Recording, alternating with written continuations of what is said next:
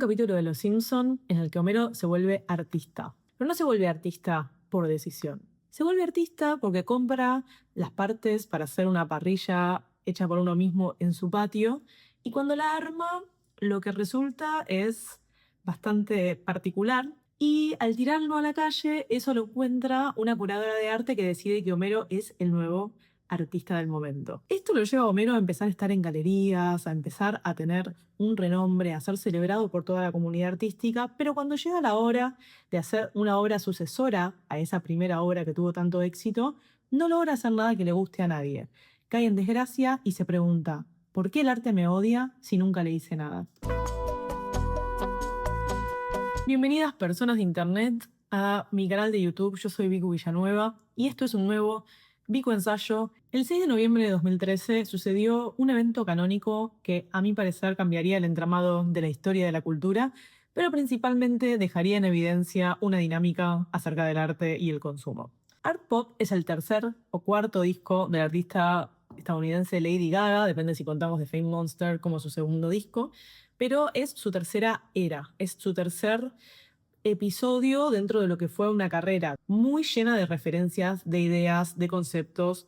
culturalmente súper rica y también muy masiva en la escala de lo popular. Realmente el impacto que tuvo Lady Gaga cuando entró así como un torbellino de cosas espectaculares en la cultura fue enorme. Pero en ese camino ascendente que transitó durante sus primeros años, primero con The Fame, después con The Fame Monster, después con Born This Way, que podríamos decir que es la cima de esa primera etapa de Lady Gaga, sale el 6 de noviembre de 2013 su disco Art Pop. Art Pop fue un disco muy ambicioso, muy megalómano, lleno de detalles, lleno de referencias tanto en lo visual como en lo sonoro, y sin embargo no fue muy bien recibido. Hay quien dice que este es el disco que de alguna forma frena esa curva ascendente en la que venía Lady Gaga en sus primeros años y luego de este disco Lady Gaga se va a tomar unos años antes de hacer su siguiente disco que es Joanne, que es un disco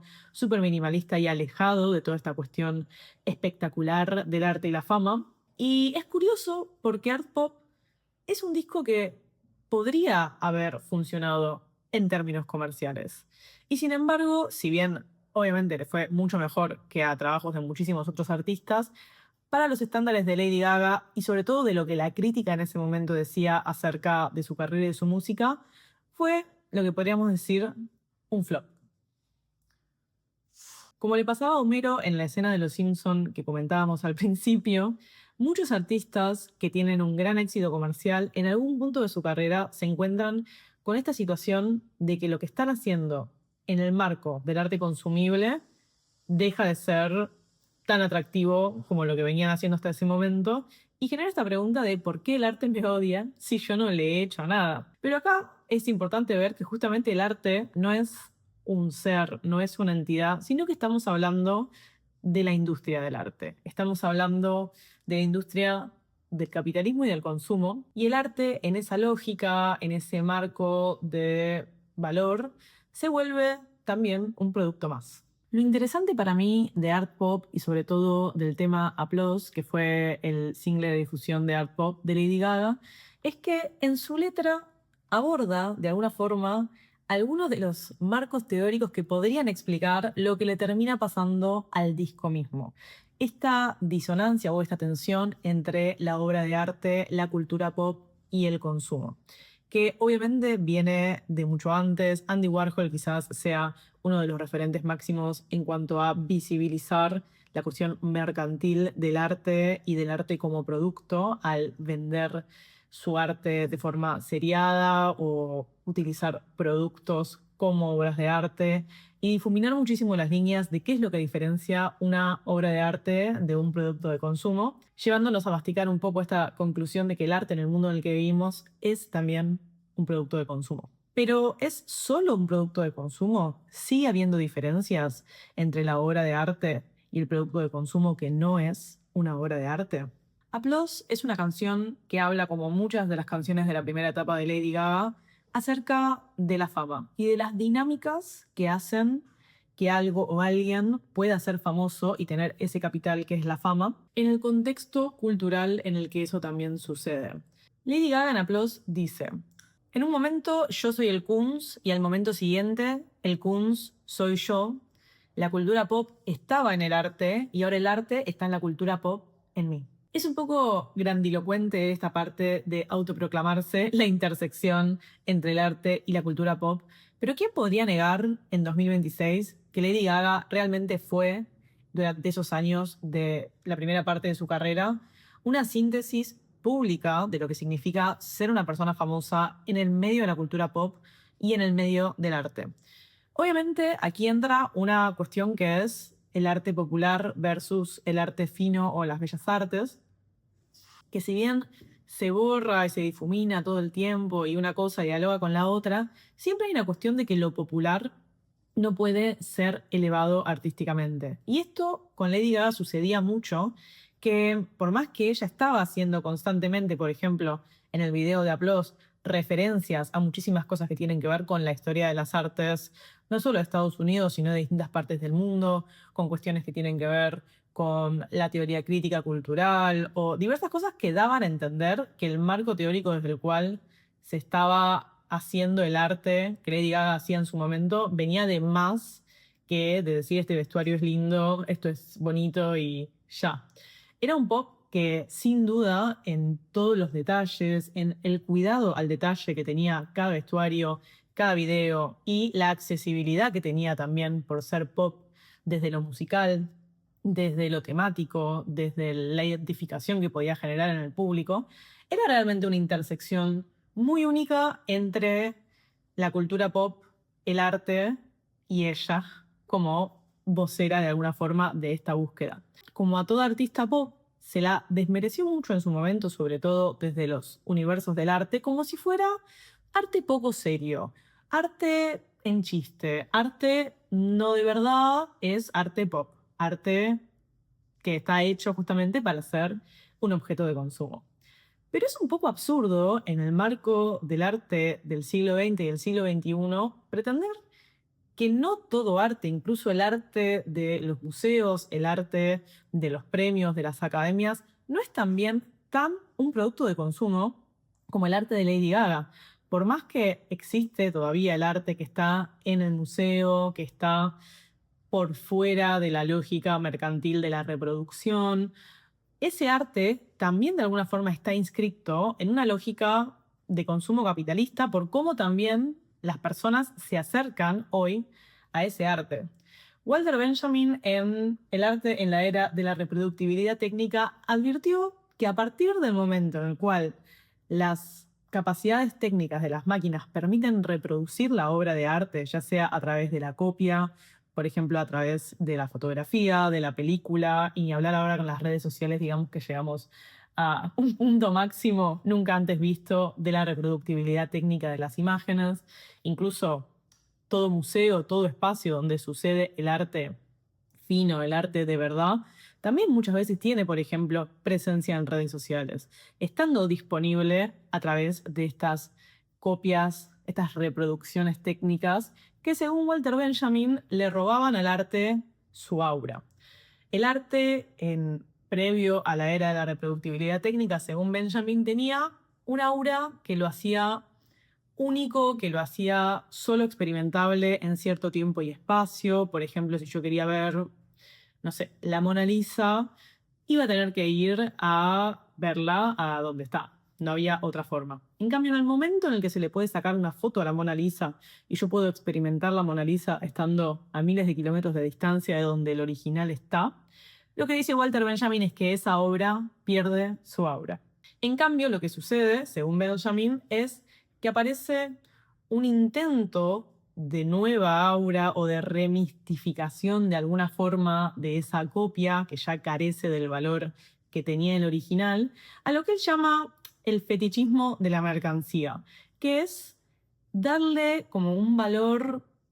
medio sagrado, que no está necesariamente inscripto en lo que eso es, sino que viene del valor que le damos y del valor que le damos a tenerlo. Por ejemplo, yo con estos dinosaurios podría ser un ejemplo de fetichismo de la mercancía, porque no son solo mercancías que tengo en mi casa, son un objeto de colección, son algo que yo veo y enseguida reconozco como algo que a mí me genera la sensación de algo similar, aunque no lo mismo, a esa aura que tenía, según Benjamin, el arte previo a la reproductibilidad técnica. Por ejemplo, las labubus son un ejemplo clarísimo del fetichismo de la mercancía, que es que un objeto de golpe tiene este valor que no tiene tanto que ver con su construcción material, sino con el sentido que se le imprime a ese objeto y pasa a ser un objeto que de alguna forma tiene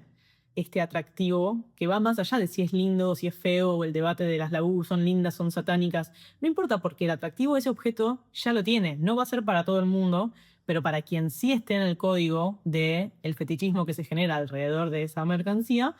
va a estar siendo partícipe de este atractivo, este magnetismo que ese objeto tiene para que vos vayas y lo consumas, ¿no? La pregunta es, ¿el arte es como un labú en un sentido? ¿Tiene también las reglas de ese fetichismo de la mercancía? ¿O es posible que retenga algo de esa aura, incluso en un mundo en el que la reproductibilidad técnica hace que la copia esté en muchísimos casos mucho más presente en la cultura y en cómo nos relacionamos con el arte que lo que podría ser un original? En el caso de la música, esto tiene muchas interpretaciones porque la música es algo intangible. Lo que se consideraría la obra material de una obra musical siempre va a ser el soporte. Les recomiendo, si les interesa este tema, ver mi video de la historia del MP3, pero también lo vamos a tocar de vuelta en algún video futuro, sobre todo de la piratería, porque esto abre una serie de desafíos para la música que no están presentes, por ejemplo, en el arte visual o en el arte electrónico o incluso en la poesía o en el arte escrito. El arte sonoro, la música, al ser algo que sucede en un momento muy específico, que es el momento en el que eso está siendo escuchado, y además que su formato es de ondas sonoras, no es material, sino que se guarda o se comercializa o se muestra en un soporte material que puede ser el CD, el vinilo, un archivo MP3 o demás. La música, sobre todo la música popular, siempre viene muy acompañada de esto que podríamos llamar el concepto, la visión que acompaña esa música más allá de la onda sonora en sí que podríamos llamar la canción. Muchos artistas han llevado esto para distintos lados. También acá para mí suman y aportan las narrativas que se construyen alrededor de ese artista, como por ejemplo en el caso de Charly García, es un artista que en cada una de sus épocas tiene una historia de por qué estaba haciendo lo que estaba haciendo en ese momento, de qué estaba pasando alrededor, de cuáles eran las condiciones materiales con las que lo estaba haciendo, si está usando un sintetizador, de dónde vino ese sintetizador, cómo se conecta eso también con la historia de, por ejemplo, la música en Argentina, en cada momento en el que estaba haciéndolo, en lo que sería la industria de la música o la posibilidad de tener un producto hecho de la música, del artista musical, del artista sonoro, está en general acompañado por soportes más visuales. Y por eso muchas veces el impacto que genera un artista musical en el mundo viene no tanto de su música en sí, sino de aquello que la acompaña. Y en el caso de Lady Gaga, esto fue particularmente cierto porque Lady Gaga quedó en la memoria de todo el mundo en ese momento, era un tema de conversación constante, no tanto por su música, que era muy buena y era muy de fiesta, era una música de celebración, era una música para bailar, para pasarla bien, pero lo que realmente generó un impacto cultural para que cualquier persona de cualquier zona de la cultura, de incluso eso, gente conservadora criticándola, conversaciones varias desde distintos ángulos, fueron sus vestuarios, por ejemplo, fue su propuesta visual, que ella en ese momento lo hacía con su propia productora, que era House of Gaga, que sigue existiendo hasta el día de hoy, que llevaba la música mucho más allá de lo que puede ser una canción y la convertía en una propuesta performática que también tiene mucho que ver con esta idea de la performance que sucede en un momento. Yo siempre pensé que es muy curioso, pero a la vez que tiene mucho sentido que Art Pop haya sido el disco de Lady Gaga que le puso fin a esa era de tanta exploración creativa que de alguna forma no iba a poder durar para siempre a ese nivel de producción. Y de alguna forma Art Pop fue el disco más experimental de Lady Gaga hasta ese momento. Es un disco profundamente electrónico, tiene muchísimas sonoridades que también tienen que ver con otras cosas que estaban pasando en el pop en ese momento. Un disco muy importante para el sonido de Lady Gaga fue Blackout de Britney Spears, que es un disco del que vamos a hablar en otro video porque es increíble la historia de Blackout, pero principalmente es un disco que en el momento más crítico de la carrera de Britney trae muchísimos sonidos que no estaban siendo usados en el pop en ese momento, de los cuales Lady Gaga se va a nutrir para Born This Way, pero el art pop los va a llevar al extremo, en un maximalismo total, tanto en los videos como en la música, como en las letras, que quizás fue demasiado para ser consumible en ese momento, que es muy deforme, que es muy extrema, que sonoramente no es tan agradable de escuchar y de alguna forma marca el fin de esa primera etapa de tanto éxito comercial que tuvo Lady Gaga para después tomarse unos años sin hacer música y seguir su carrera más adelante de otras maneras. Creo que algo importante de toda esta cuestión del arte y el consumo es entender que las reglas del consumo no van de la mano del arte en el sentido expresivo. Muchos artistas, incluso Homero, en ese caso, por más que él no está haciendo arte de una forma expresiva o sensible, sino más bien por accidente, al hacer esta parrilla que termina siendo una obra de arte y tiene mucho éxito, cuando intenta reproducir esas condiciones de éxito de su primera obra, se frustra una y otra vez porque se da cuenta que él no controla qué es lo que esa industria o ese mercado quiere de él. Entonces, al tratar de emular eso que tuvo éxito la primera vez, solo se frustra más y más y llega a esta frase que es tan espectacular que qué artista no se ha sentido así en algún momento, que es ¿por qué el arte me odia si yo no le he hecho nada? Y creo que eso tiene que ver con utilizar la vara del éxito comercial, del nivel de fetichismo de la mercancía que genera nuestra obra como producto comercial, por encima de otras variables que tienen que ver con el arte o con el valor del arte, para mí al menos, que tienen que ver con lo que ese arte expresa, con lo que ese arte se anima a hacer. Hay algo que sucede también en estos ecos y repercusiones del arte en el espíritu humano, que no siempre van a estar atados a lo que tenga éxito comercial. Ese éxito comercial tiene más que ver con circunstancias, con oferta y demanda del mercado en ese momento, con las dinámicas culturales que se están dando en un momento dado, que con lo que esa obra de arte pueda tener de valioso, que ya abre ahí una multiplicidad de posibles interpretaciones y valoraciones que se pueden hacer de eso, que no siempre van a estar ligadas al éxito comercial de esa obra. Por eso hay muchísimos artistas que sus discos que más flopearon o que peor les fue son los discos favoritos de muchos de sus fans o de sus seguidores, porque no siempre lo que tiene el máximo éxito masivo es lo que más resuena a nivel humano con la audiencia de ese artista. Y hay una idea de Pier Paolo Pasolini, que es uno de mis grandes amores en la historia y en la vida, pero que creo que viene muy bien como cierre de esta conversación, que tiene que ver con la idea del arte consumible.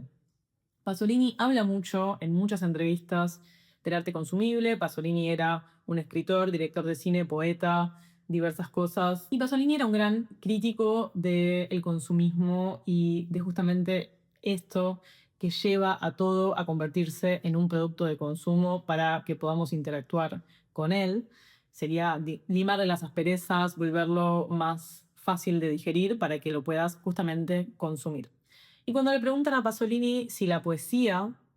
también es un objeto de consumo, lo que dice Pasolini es que la poesía escapa de esa lógica porque lo que se consume es el libro, pero la poesía es inconsumible. Nunca se puede consumir la poesía por más que consumamos el objeto que la contiene, que es el libro. Y creo que si estamos como Homero tratando de hacer nuestra próxima obra de arte, si es que hacemos arte, pensando en qué es lo que va a ser más consumible para el mercado, para la audiencia, para quien sea que esté del otro lado, vamos a terminar como Homero diciendo por qué el arte me odia si yo no le he hecho nada, cuando en realidad tal vez no estamos hablando del arte, aunque el arte es una construcción enorme que puede significar muchísimas cosas, sino que estamos hablando justamente de esta lógica de consumo del arte, de los espacios